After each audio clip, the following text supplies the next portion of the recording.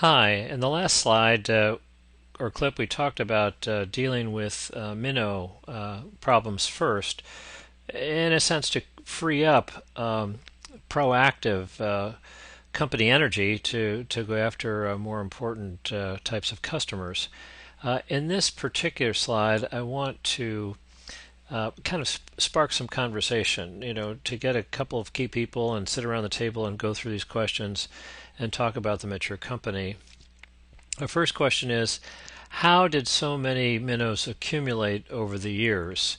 And it's not atypical to find a distributor that might have 50 to 90% of their active accounts are small, chronically small, self-employed, not entrepreneurs, chronically small self-employed customers where they're nice, decent people. They buy from you once a month or once a quarter or whatever they do, and but they always the bite of what they need is just small.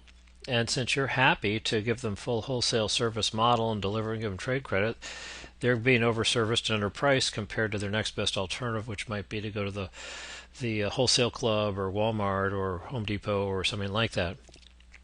The second question is, when we look at the ratio of purely variable order fulfillment activity costs to the margin dollars they're getting. In other words, they phone in and we start saying, all right, what's it cost per activity, inside sales activity unit cost, getting the information to the computer, what does it cost picking in the warehouse, staging on the dock, putting on a truck, getting it delivered, doing the trade credit cycle, maybe even nominally paying some salesman who has that account, has their number on the account. They may not call on them, but they're happy to take and make their 1, 2, 3, 4% commission, on an annual basis because it's an entitlement, perhaps. Those are pure variable costs. And as a general rule, you'll find out that you're spending about $2 of activity costs on that chronological sequence of fulfilling an order for the margin dollar that's in the order. So the third question is, well, then what are our different paths that we can take for trying to turn these accounts into profitable ones, not driving too many of them away, perhaps even selling them more, and as we migrate them to a wholesale service model where the service model cost is less than the margin dollar per transaction. Maybe another way of asking that question is how to minimize profit and ill will hits. Actually, we'll look into case studies where a very sort of brutal fire them all and lay off the variable expenses so we can instantly double, triple the bottom line. Let's get on with selling the 20% of the customers, 80% of the volume in a much better way.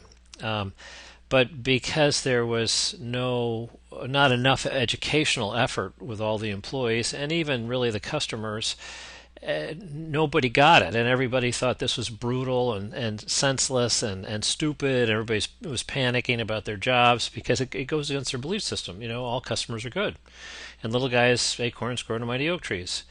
No math, just spiritual beliefs.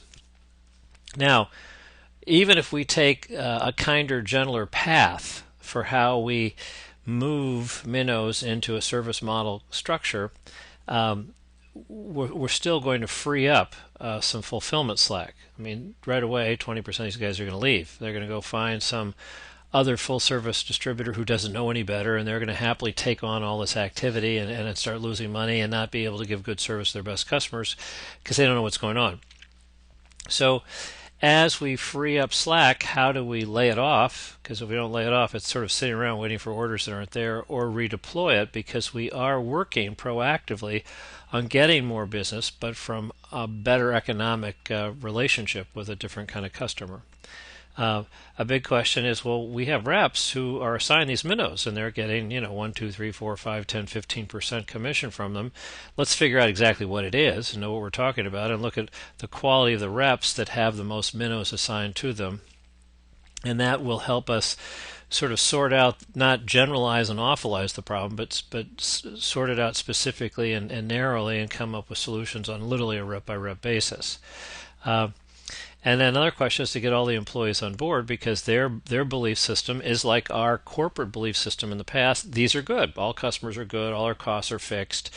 Um, and a lot of these small customers are very sort of lonely, charming people, and they like calling and talking to the inside salespeople. So they've become sort of friends. So why can't we take care of our loyal friends? Why are we being mean to our loyal friends? These are people that are giving us margin dollar. If they leave, then maybe I'll lose my job. That could be an issue too. I'm not sure.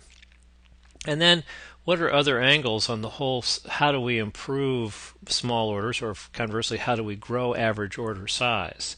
We can have a better fill rate effectiveness. We can do that by stocking the right stuff at the right location. Sometimes we chronically or interbranch shipping the same old stuff over and over for active customers. There are a number of little things, and with line item profit analytics, we sort of zero in on these opportunities.